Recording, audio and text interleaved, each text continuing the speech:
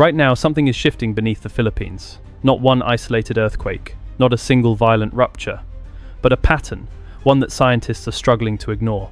In just 30 days, the country has recorded 847 earthquakes. The normal monthly average ranges between 8 and 12.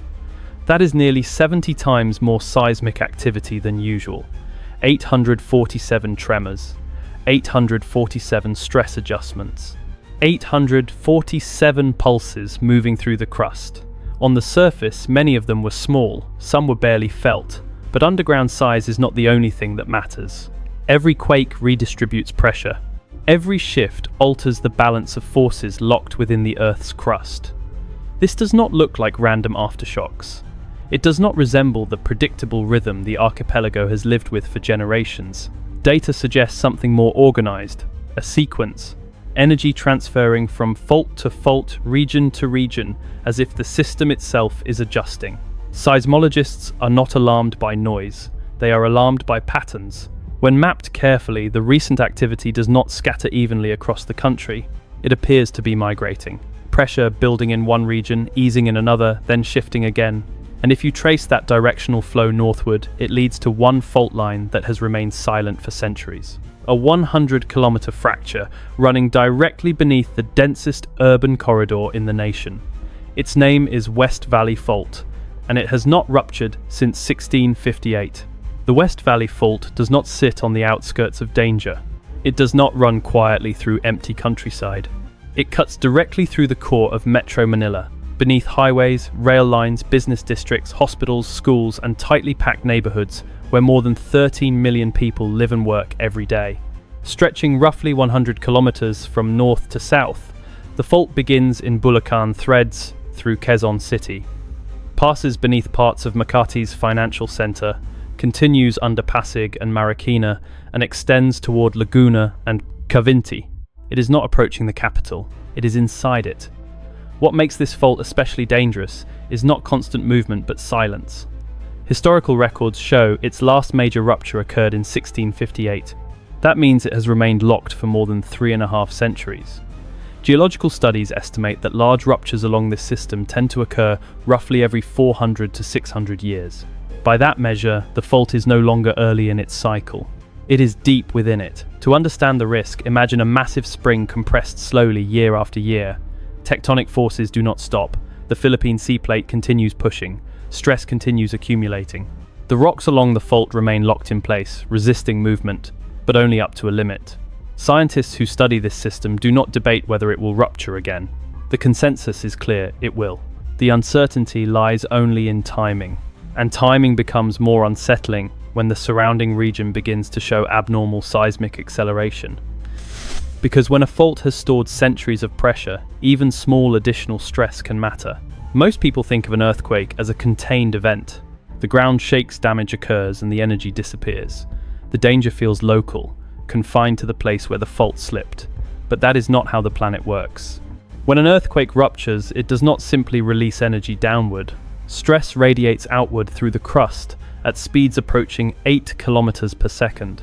The rupture may stop in one location, but the force it generates continues traveling, physically pushing and pulling on neighboring fault systems. Scientists call this process stress transfer. When one fault slips, it can reduce pressure in one segment while increasing it somewhere else. The redistribution is measurable. It is mechanical.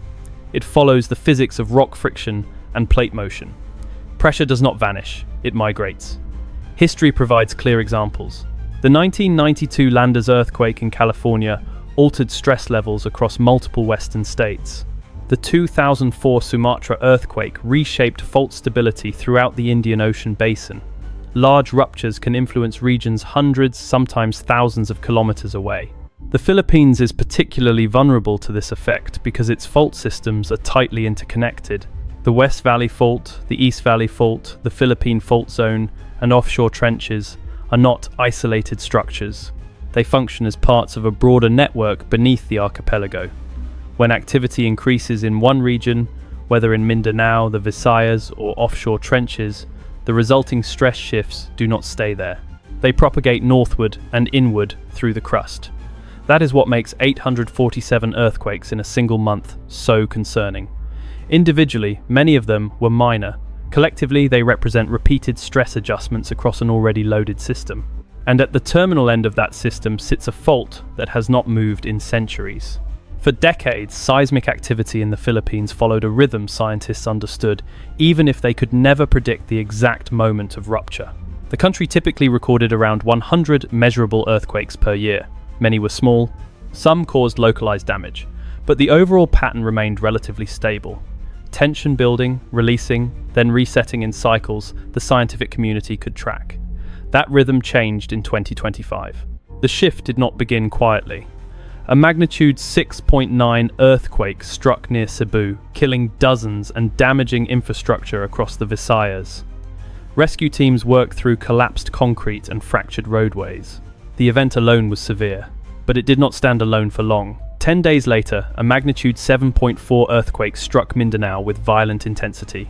Ground shaking lasted close to a minute in some areas. Structures already weakened by prior tremors failed.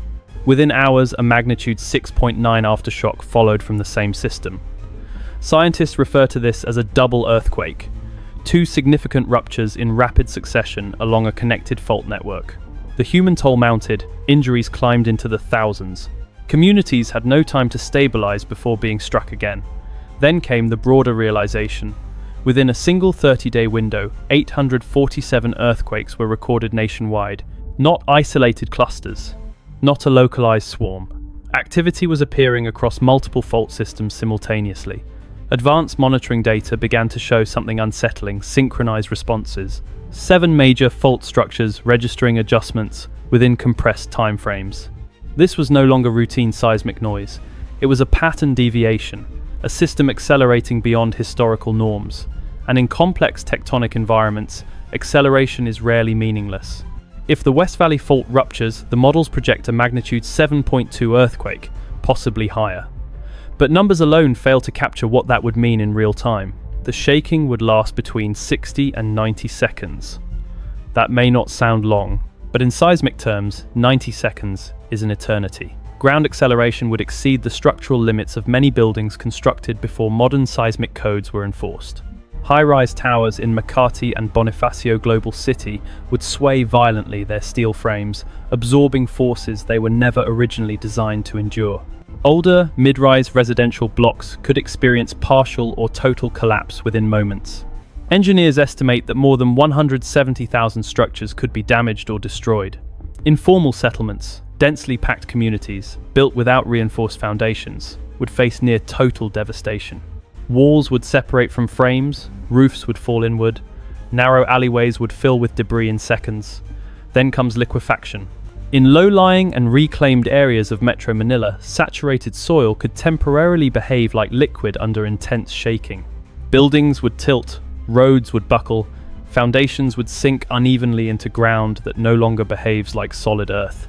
Critical infrastructure would fail in sequence. Bridges and elevated highways could collapse, severing evacuation routes. Rail systems would halt abruptly. Water mains would rupture beneath fractured streets, flooding some districts while leaving others without potable water. Gas lines could ignite fires that spread rapidly through already damaged neighborhoods. The power grid would likely shut down across the capital, plunging more than 13 million residents into darkness. Casualty projections in worst-case models estimate tens of thousands of fatalities and well over 100,000 injuries. More than 1 million people could lose their homes. But the impact would extend beyond the immediate destruction. Metro Manila generates over a third of the national economy. Financial districts, ports and logistics hubs would shut down simultaneously. In less than 2 minutes, the rupture of a fault line beneath the city could alter the economic and social trajectory of an entire country for decades. Modern cities trust technology, seismic sensors, early warning networks, real-time data processing. The assumption is simple: if a major earthquake begins, people will be alerted in time to react. But for a rupture along the West Valley Fault, that assumption collapses under physics. Seismic waves travel through the Earth's crust at speeds approaching 8 kilometers per second. When a fault running directly beneath a city breaks, the destructive shaking arrives almost immediately. There is no distance buffer, no advance margin. Detection systems require precious seconds just to register that a rupture has started. Data must be analyzed, magnitude estimated, epicenter confirmed. Automated systems then decide whether to issue alerts. Even in the most advanced networks on Earth, this process takes time. For offshore earthquakes, early warning can provide seconds to minutes before shaking reaches populated areas. For a fault directly under the city, those seconds disappear. By the time an alert is generated, the strongest waves may already be moving through buildings. Tsunami modeling adds further delay. Simulations must calculate wave height and arrival times. Communication between agencies, sometimes across national boundaries, introduces additional lag. Public evacuation orders require coordination, confirmation, and broadcast. All of it depends on time. And for a shallow rupture beneath Metro Manila, time is the one variable that does not exist. The city would feel the earthquake before phones vibrate, before sirens activate, before official statements are drafted. The ground would move first, and millions would have to react instinctively without warning. Monitoring the fault is one challenge. Preparing a megacity for its rupture is another. Across Metro Manila, building code compliance varies widely. Thousands of structures were built decades before modern seismic standards were introduced. Many have never been retrofitted. Reinforced concrete may conceal internal weaknesses. Steel supports may not meet current load requirements. On paper, the city has regulations. In reality, enforcement has not always kept pace with expansion. Informal settlements present an even harsher vulnerability. Millions live in densely packed communities, where homes are constructed from lightweight materials, often without engineered foundations. In a major rupture, these areas would not simply experience damage, they could collapse almost entirely. Evacuation planning also faces structural limits. Key highways and elevated roads cross zones likely to experience severe shaking or potential collapse. If bridges fail, movement across the metro could become nearly impossible within minutes. Emergency stockpiles, medical surge capacity, and shelter provisions remain under strain even in smaller-scale disasters. A magnitude 7 event beneath the capital would stretch those systems beyond tested limits. Community drills, public awareness campaigns, and household emergency kits make a difference. They save lives, but they do not eliminate structural vulnerability. Preparation exists, but so do gaps. And in a high-density urban corridor, small gaps can scale into large consequences. The West Valley Fault will rupture again. Geological records leave little ambiguity. It has broken before. It will break in the future. The only uncertainty is timing, the precise moment when centuries of accumulated tectonic stress exceed the strength of the rock holding it in place. What has changed in 2025 is not the existence of risk, but the pace of surrounding activity. 847 earthquakes in 30 days, major ruptures in the south, accelerated stress redistribution across interconnected fault systems. A measurable shift in seismic behavior that scientists continue to analyze in real time. For the more than 13 million people living above this fault, these are not abstract scientific discussions. They are the quiet background of daily life. The unspoken thought when entering a high-rise building, the brief hesitation when the ground vibrates from a distant tremor. Preparation can reduce casualties. Engineering can strengthen structures. Coordination can improve response. But none of those measures stop tectonic motion. Beneath Metro Manila, pressure continues to accumulate. The Earth does not operate on political timelines or budget cycles.